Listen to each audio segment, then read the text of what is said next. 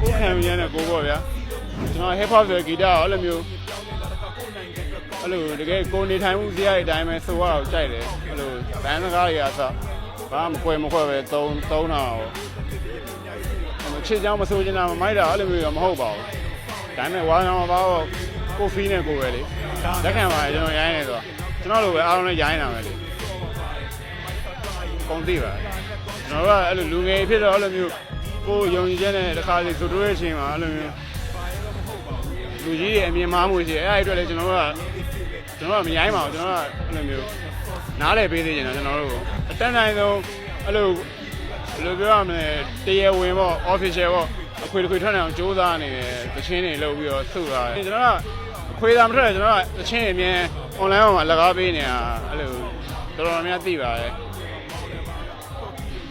တန်သူတို့ပေးတဲ့ information ကျွန်တော်တို့ဆက်ပြီးတော့ဒီ